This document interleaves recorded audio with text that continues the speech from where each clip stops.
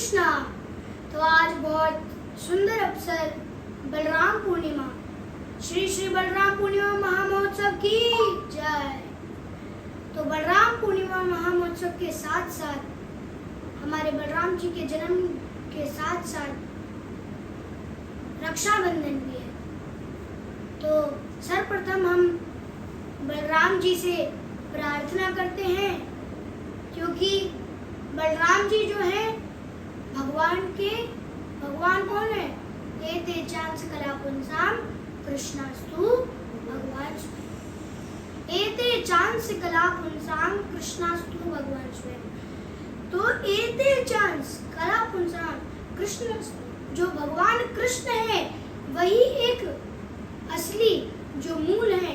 अहम बीजम बीजम हम सर्वभूतेषु, सारे सभी चीजों के बीज अहम सर्वस्य प्रभो मत्था सर्वभूत। ये मैं नहीं कह रहा, कि भगवत गीता के 10वें अध्याय के 8वें श्लोक में भगवान स्वयं बोल रहे हैं कि मैं ही हर चीज का दाता हूँ।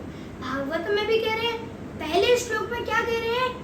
जन्माद्यस्य यतोऽन्वयादितरतश्च चार्थेष्वभिज्ञस्वराट् तेने ब्रह्महृदायादिकवये मुह्यन्ति यत्सूरया तेजो वारिमृतां यथा विनिमयो यत्र त्रिसर्गो मृचा धाम्ना स्वेन सदा निरस्तकुहकम् सत्यम परम धीमहि।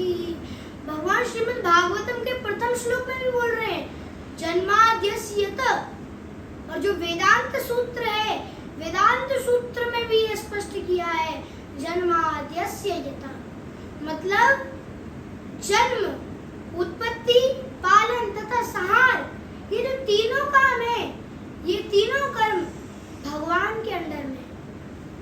क्यों है भगवान के अंडर में?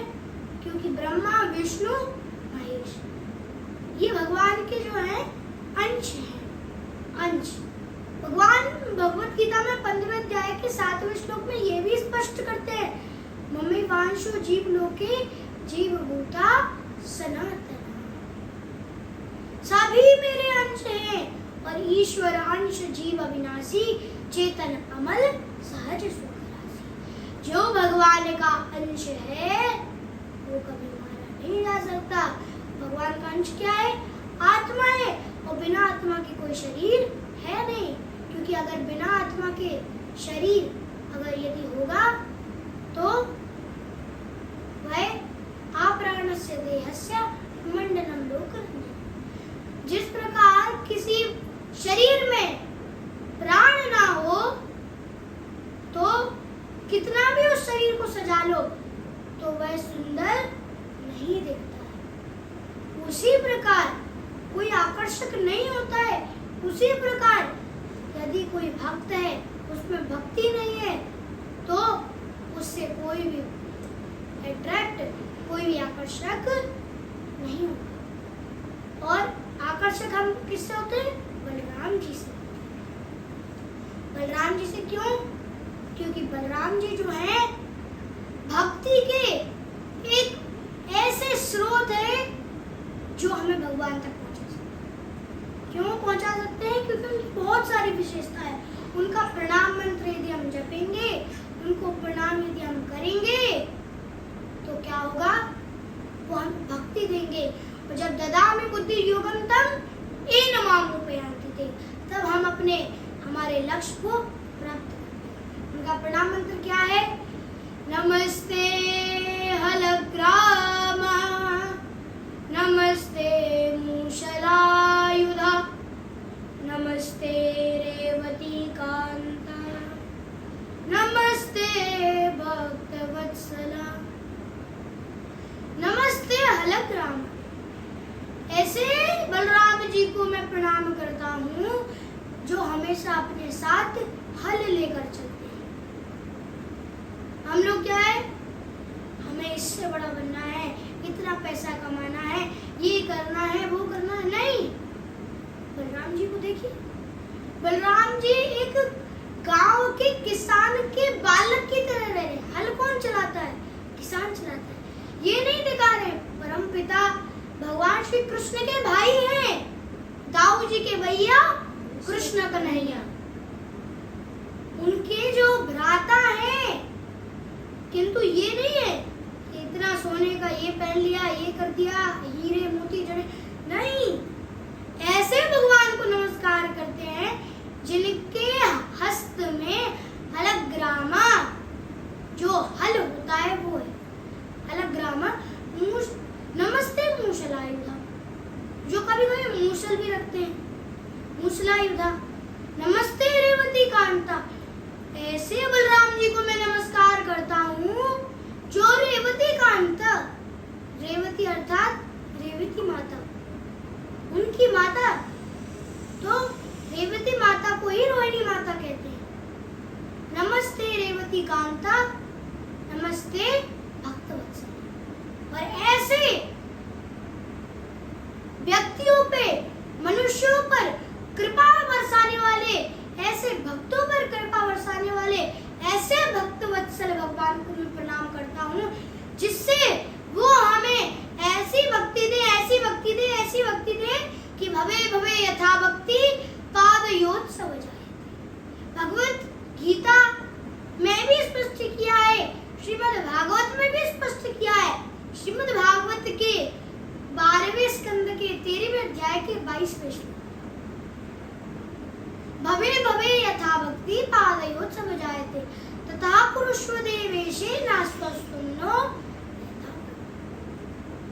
भवे भवे जन्म जन्मांतर तक, भवे भवे यथा भक्ति, जो हम मांगेंगे कि आपकी भक्ति में लगे रहें, भवे भवे यथा भक्ति पादयोत्सव जायते, पादयोत्सव जायते तथा कुरुष्व देवेशे। जब हम कहेंगे आपकी भक्ति में लगा लो तो नास्तुस्तुन्नो यथा प्रभु, हमें बहुत अच्छा गोल्डन चांस प्राप्त। इसीलिए हमें बलराम जी की प्रार्थना करनी है। बलराम जी, जो श्रावण मास है, चल रहा है, श्रावण मास का जो महीना है, इसमें जो पूर्णिमा आती है उसी को हम बलराम पूर्णिमा के नाम से जानते हैं। और ये जो बलराम पूर्णिमा है, इसी दिन पर रक्षाबंधन भी मनाया जाता है। और रक्षाबंधन के दिन, ये रक्षाबंधन की कथा जो है कब से स्टार्ट हुई है? जब एक बार वामन देव बलि महाराज पर प्रसन्न होते हैं। वामन देव तो स्वयं भगवान का अवतार है। जैसे ही प्रसन्न होते हैं तो बलि महाराज बोलते हैं कि मांगो, क्या मांगना है आपको? तो बलि महाराज कहते हैं कि आप बस मेरे द्वारपाल बन जाओ। और वामन देव जो है उनको सुतल लोक का राजा बना देते हैं। अब चारों तरफ उनके 52 कुछ द्वार हैं। तो 52 जो द्वार है, 52 द्वारों पर बलि महाराज को बनाया था, 52 को नहीं। 52 द्वार जो हैं, 52 द्वार पर वामन देव जी जो हैं भगवान श्री कृष्ण के रूप में, चतुर्भुजी रूप में वहां पर विराजमान। ये मैं नहीं बता रहा हूँ, आचार्य बताते हैं, भागवत में भी वर्णन है कि 52 द्वार पर रक्षा के लिए। एक दिन हुआ, 2 दिन हुए, 3 दिन हुए, 4 दिन हुए। लक्ष्मी देवी ने सोचा कि अरे इतने दिन हो गए, इतना समय हो गया, हमारे जो पति देव हैं, स्वामी हैं, अभी तक आए नहीं है। नारद जी प्रकट हो गए। नारद जी ने कहा अब कैसे आएंगे स्वामी जी, जब वो तो द्वारपाल बने बैठे। अरे कहाँ द्वारपाल बने बैठे? बलि महाराज के यहाँ। तो ये रक्षाबंधन का जो दिन है, इसी दिन जो लक्ष्मी माता है बलि महाराज के पास जाती है और कहती हैं ये लीजिए, आपको मैं राखी बांधती हूँ। जैसे ही राखी बांधी तो बलि महाराज कहते मांगिए बहना क्या चाहिए। तो वो कहते हैं कि आपका अपना जो आपका द्वारपाल है वो दे दीजिए। तो बलि महाराज हंसने लगते हैं। बलि महाराज कहते हैं वाह क्या बात है, अपने स्वामी को लेने के लिए आए हैं। और उसी दिन से ये जो रक्षाबंधन का रिवाज है, ये रक्षाबंधन का जो बहुत सुंदर दिन है, इसी दिन बलराम पूर्णिमा पड़ती है और इसी दिन रक्षाबंधन आता है। और हम बहुत सौभाग्यशाली हैं कि दोनों चीजें एक ही दिन हमें प्राप्त हो रही है। और बहुत सारी हमारी बहनों ने हमें कम से कम 13 राखियां बांधी। 13। तो सोचिए जितनी आप राखी बंधवाएंगे तो हमें उसके साथ साथ बलि महाराज की और लक्ष्मी जी की भी कथा को श्रवण करना चाहिए। जो श्रावण महीने में आने वाली पूर्णिमा को हम बलराम पूर्णिमा के नाम से जाने जाते हैं और इसी को बलराम जयंती भी कहते हैं। बलराम जी का एक दूसरा नाम है संकर्षण। संकर्षण मतलब जो एक संकर्षण, जो एक स्थान से स्थानांतरित हो जाते हैं, एक स्थान से दूसरे स्थान पर ट्रांसफर किए जाते हैं। अब कैसे? आजकल के समय में तो कोई पेट जो उधर है उसको फाड़ ले, कोई बड़े से बड़ा डॉक्टर भी हो तो नहीं कर पाएगा ट्रांसफर। पर योग माया भगवान ने ऐसी रचाई है कि योग माया को जैसे ही आदेश दिया तो देवकी माता के सप्तम गर्भ में आए हुए बलराम जी को ट्रांसफर कर दिया, स्थानांतरित कर दिया। कहाँ? रोहिणी माँ के। और इसीलिए श्री बलराम जी का नाम एक संकर्षण भी हो गया। बोल संकर्षण भगवान की जय। तो संकर्षण नाम। तो यदि हम ऐसे संकर्षण भगवान को प्रार्थना करेंगे तो क्या होगा? ऐसे संकर्षण भगवान को जब हम प्रार्थना करेंगे तब क्या होगा? तब क्या होगा? वो हमें स्थानांतरित कर देंगे। स्थानांतरित कहाँ करेंगे? भगवान के धाम। और जब हम एक बार भगवान के धाम में स्थानांतरित हो जाएंगे तो बस कृष्णाय वासुदेवाय देवकी नंदनाय च नंद गोप कुमाराय गोविंदाय। तो इस बलराम पूर्णिमा के सुंदर महामहोत्सव पे मैं बलराम जी को प्रणाम करना चाहिए। नमस्ते अलग्रामा, नमस्ते मूषलायुध, नमस्ते रेवती कांता, नमस्ते भक्तवत्सला।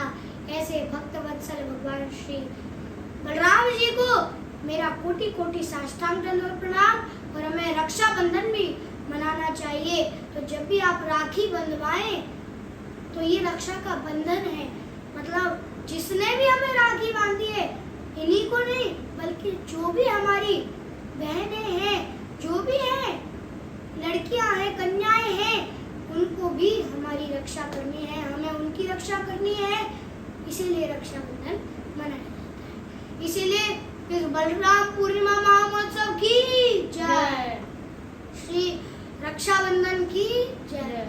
तो आप सभी का बहुत बहुत स्वागत है जो यहाँ पर विराजमान है और जो ऑनलाइन के माध्यम से सुन रहे हैं उनका भी बहुत बहुत शुभकामनाएं।